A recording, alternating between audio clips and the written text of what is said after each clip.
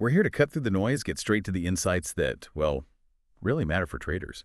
Today, we're tackling something every single trader hits eventually, whether they call it this or not: tilting. Look, if you've been in the markets any length of time, you felt it, you know you have. It's sting. And it's not always about those massive, dramatic losses either. Sometimes it's any emotional state that just completely hijacks your discipline, right? Pulls you right off your strategy. That's a perfect way to frame it, yeah.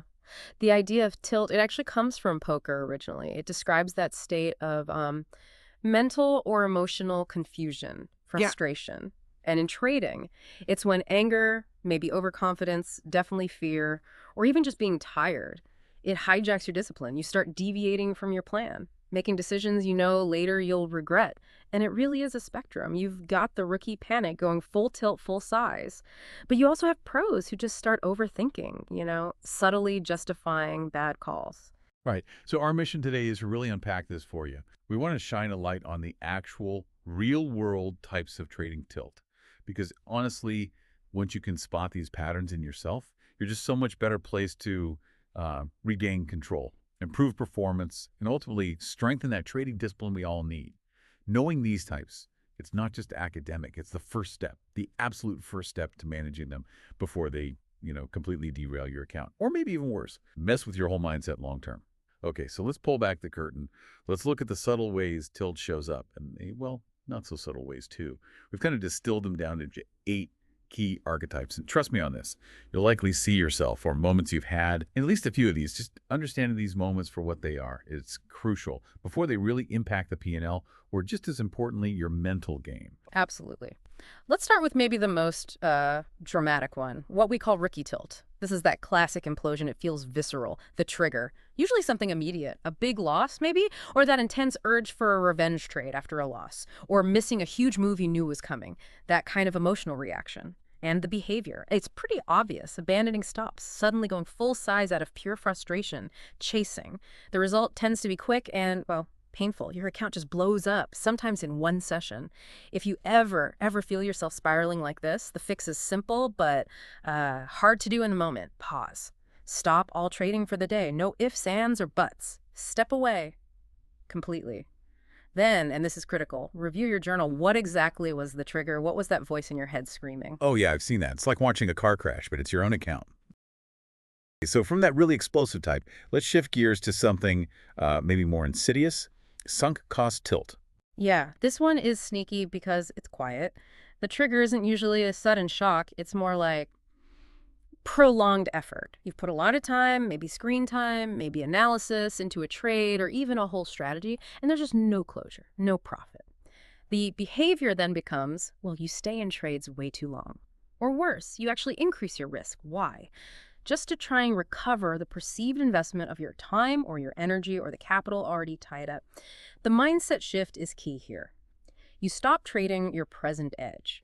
You start trading purely to redeem that past effort. It's like this ultimate self-deception, isn't it? You tell yourself, I'm being patient or I'm sticking to my plan. Yep. But really, you're just throwing good money after bad because you're already committed. Because you're attached. Exactly. The market doesn't care how much time you spend analyzing. It owes you nothing for past effort. The solution: you have to consciously recognize that attachment. Reframe it completely. Step back. Literally walk away from the screen for a bit. Reassess with zero bias. Ask yourself, is this trade still valid right now? That's a really tough one to untangle mentally, isn't it? Especially when you feel like you've poured so much in. Okay, now let's talk about something that sounds almost rational: high-functioning tilt. Ah, yes. This one is particularly deceptive. Why? Because it doesn't feel like tilt when you're in it. The trigger often looks like a calm, conscious decision. But underneath, there's this subtle emotional fog driving it. The behavior is actually rule-breaking, plain and simple, but it's masked as rational. You literally tell yourself, I'm not tilted, I'm thinking clearly here. Yeah. You might even have this really complex, convoluted logic worked out to justify it, rationalizing an emotional urge as some kind of brilliant insight. Okay, but hang on. How do you tell the difference between like a genuine adaptation based on market conditions and this high-functioning tilt? Especially if the trader feels clear-headed. That really is the million-dollar question. It sounds plausible, right? The key is to slow way down. Don't just jump on that brilliant idea immediately.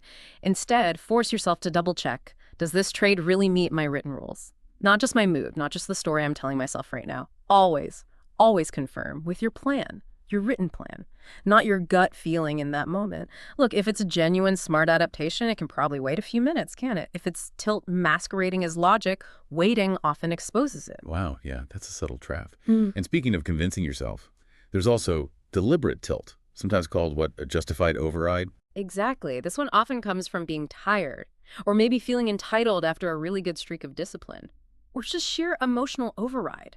The classic behavior, taking just one more trade.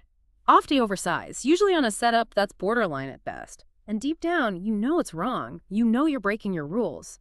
But you actively talk yourself into it. That internal voice says something like, the market owes me this one, or I've been so good, I've earned this extra risk.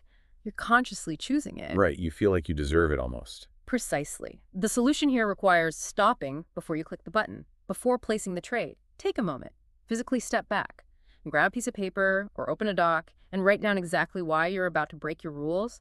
Just seeing it written down often breaks the spell. It forces a moment of clarity. I can definitely relate to that feeling after a good run. The dangerous kind of reward system. Okay. Next up, let's explore burnout tilt. Burnout tilt. This is triggered by simple, profound emotional fatigue, often after too many days without getting anywhere, without resolution. The behavior, it's almost passive, and indifference creeps in towards your rules. It can feel like a kind of quiet self-destruction. And here's the real danger. This tilt actually feels quite peaceful. It feels calm. That's the trap. You might catch yourself thinking, look, I'm just tired. Let's just hit the target today or blow it up. I just need this day to be over. It's like resignation. That's chilling, that idea of peaceful self-destruction. It is. The solution is straightforward, though. Take time off. 24 hours minimum, maybe 48. Completely disconnect. Reset your energy. Proper rest. Maybe some journaling to process while you hit that wall. Don't, whatever you do, try to trade through burnout. Okay, good advice. Let's look at something a bit more situational now, something tied to the calendar. Deadline or holiday tilt. Yeah, very common. This often pops up as a weekend approaches or month end. Maybe you've got a payout date coming up for a prop firm or an account expiry deadline. The behavior, you start rushing trades, making poor exits because you just want to be done. Trading under that time pressure. Your mindset is all about force and closure, hitting a target before the deadline, or just wanting to finish the day or week green. The absolute critical question to ask yourself here is this. Would I take this exact trade if there was no deadline? The gut check. Exactly. If the honest answer is no, then you skip it. It doesn't matter how much you want to finish or avoid carrying that position or feeling over, just skip it. That's a really powerful filter, stripping away the external pressure. Okay, moving on, number 7, redemption tilt. Redemption tilt. Triggered by a drawdown day. Or maybe missing a really big, obvious opportunity that you feel you should have caught. The behavior is usually an immediate, often quite aggressive increase in your position size. Why? To make back that loss or that missed profit right now, as fast as possible. The emotions driving this are intense, guilt, deep regret, and this powerful, overwhelming sense of urgency. You're thinking, okay, just one more good trade, one decent winner, and I can undo all this damage. That urge to get it back now is incredibly strong. It really is. The solution here feels counterintuitive to many, but it's vital. You need to reduce your position size immediately. Focus on a recovery mindset, slow and steady, not a revenge mindset. Don't dig yourself into an even deeper hole trying to instantly fill the last one. Makes sense, even if it's hard to do. Okay, finally, the 8th type we've identified, identity tilt. Identity tilt. This one often surfaces after you've had some decent accumulated success, and then you hit a wall, stagnation, or maybe an unexpected string of failures. The behavior. It can look like overtrading, or becoming obsessively controlling with your trades, micromanaging every tick, or just intense overanalysis, paralysis by analysis. Underneath it all, the psychology is this. You're not just trying to win back money. You're trying to defend your identity as a serious, competent, successful trader. The internal talk sounds like, I'm supposed to be better than this. Why am I stuck? What's wrong with me? Maybe I'm not cut out for this after all. Wow, that cuts deep. Tying your self-worth to the P&L. Exactly. The solution involves consciously working to detach your sense of self from your trading results. Your worth as a person is not your account balance. It helps to revisit your core why. Why are you trading in the first place? What really drives you beyond just the numbers? Get back to that fundamental motivation. What an incredible spectrum. Really, from those explosive rookie moments right through to that super subtle, almost internal, professional self-sabotage. So, okay, we know these types exist now. The massive question is, how do you spot tilt early? before it really grabs hold? And what do you actually do the moment you feel it creeping in? Right. Early detection is key. Yeah. And honestly, the single most powerful question you can ask yourself in the moment is this: am I taking this trade because I genuinely believe I have an edge right now?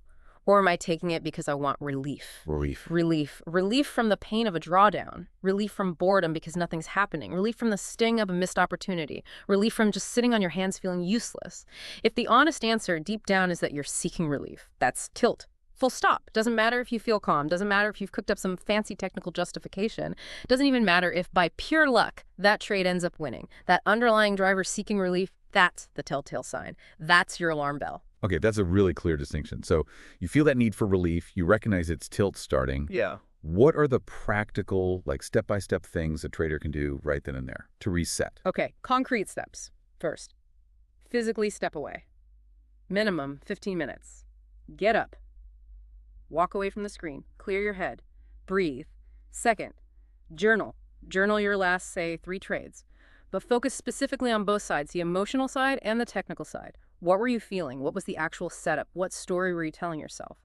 Third, and this is crucial for stopping the bleeding, drop your size. Go to sim trading immediately, or go to your absolute smallest possible live position size, smallest. Or if the tilt feels strong, just walk away. Call it a day. Seriously, there's always tomorrow. And finally, here's another powerful question, especially for those in prop firm evaluations or challenges. Ask yourself, would I still take this exact trade if I had already passed my combine? Interesting. Removing the pressure. Exactly. A combine, for those maybe unfamiliar, is that intense test period to get funded. The pressure is huge. Asking this question strips away all that external pressure. It forces you to judge the trade purely on its own merit, clarifies your real intent. Those are solid, actionable steps, really useful. And look, for those of you listening who want to go even deeper, to really work on mastering this internal game, we've put together a kind of tilt survival kit, some recommended reading. These aren't just trading books. They're like emotional and psychological edge builders, books that have genuinely changed how serious traders think and operate. Yeah, definitely. Because trading, it's not just math and charts, is it? You have to build that internal environment, that resilience, for your system or edge to actually work consistently. So first up, you pretty much have to start with the classic, Trading in the Zone by Mark Douglas. It's foundational for emotional discipline, for really reprogramming those limiting beliefs we all carry. Then there are 2 absolute gems by Steenbarger.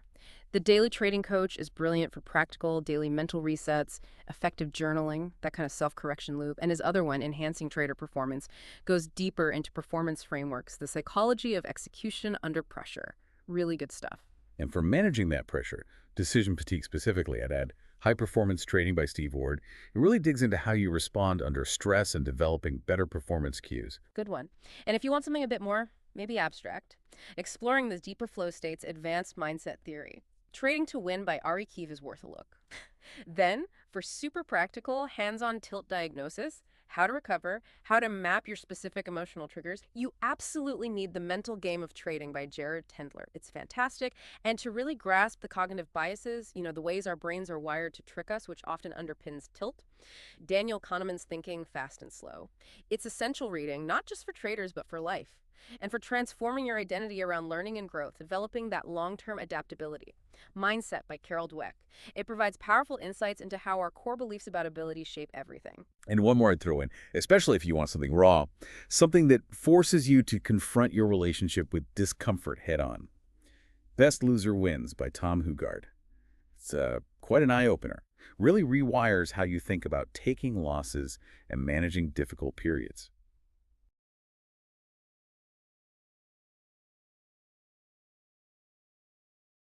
Okay, so we've covered types of tilt, spotting it, resetting, resources. Now, there's a common idea out there we really need to tackle, a misconception. It's the thought that, oh, if I just automate my trading, build an algo, then I can bypass all this messy psychology stuff. Right. Problem solved, let the bot handle it. I have to admit, I've definitely thought that myself in the past. Just automate it away. And on the surface, it makes sense. Automation can reduce impulsive mistakes. It can enforce consistency in entry and exit in a way humans struggle with. It takes away those direct heat of the moment tough trades. But here's the kicker, and it might sound counterintuitive until you've actually lived with a trading system for a while. Sometimes running an algorithmic or a systematic strategy can actually be more emotionally challenging than discretionary trading. Wait, more challenging. Oh, how? You've literally taken the human decision-making out of the equation. Because think about it. Even when you've done everything right, the research, the back testing looks amazing, the live forward testing is great. Then you turn it on live and it just goes flat for weeks. Or worse, it hits a deep drawdown right after showing you some nice unrealized gains. It still hurts. And what happens then? You start to doubt the system. You get that powerful, visceral urge to step in, to tweak it, to override it, to fix what feels broken, even if it's just normal market noise or variance the system is designed to handle. Okay. So you end up interfering. Exactly. The second you reintroduce that human intervention, guess what? You've just brought back the exact same psychology you were trying to escape. Only now it might be even worse because you've got the added emotional baggage of your system failing you or you overriding something you spent months building. Trusting a proven system through its inevitable rough patches. That's its own unique psychological battle. It's not about avoiding emotions. It's about confronting different ones, patience, conviction, trust in your process, rather than rapid-fire decision-making under pressure. We should definitely do a future deep dive just on building systems that actually match your psychological temperament, because that's a whole other layer. So wrapping things up today, the core message really is this. Tilt doesn't always look like someone smashing a keyboard in rage. That's the stereotype. More often, it's subtle. It disguises itself as just one more smart decision or a logical adjustment, a quiet, reasonable-sounding deviation from your plan. True mastery, not just in trading, but maybe in life too, lies in developing that awareness.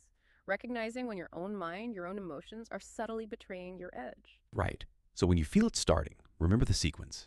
It's simple, but powerful. First, recognize the pattern. Name it. Okay, this feels like redemption tilt. Then, breathe. Just take a deep breath. Center yourself for a second. Then, shrink your risk instantly. Smallest size, or sim, or stop. Then, recalibrate. Use those reset techniques we talked about. Walk away. Journal. Ask the right questions. And only then, when you've genuinely reset, do you return to the market with clarity, not with emotion. And maybe here's a final, more profound thought for you to chew on after we finish. Think about the common emotional mistakes we all tend to make in life. Impatience, self-doubt, needing external validation, hating discomfort, fear of missing out. Those exact patterns, they often show up crystal clear in our trading. But the difference is the timeline. In trading, it's compressed. The consequences are faster, sharper, often financial. That whole loop, action, earthy consequence, e-reflection, it happens incredibly fast in the markets. A single bad, tilted session can expose behavioral patterns, those default reactions that might take months or even years to become obvious in other areas of your life. Trading is like, well, it's like holding up a high-definition psychological mirror, but in fast forward. Yeah. The question is, what does your trading mirror show you? Wow, that's a powerful way to end it. Trading is a fast-forward psychological mirror. Lots to think about there. And that really wraps up dive today into the complex, challenging, but ultimately manageable world of trading tilt. Understanding these patterns, having that plan, it's just invaluable for your journey as a trader. If you found this valuable, if you love this content, please do us a favor and click like on this video. And make sure you subscribe to our channel so you don't miss future. Until next time, everyone, stay sharp, stay centered, and trade well.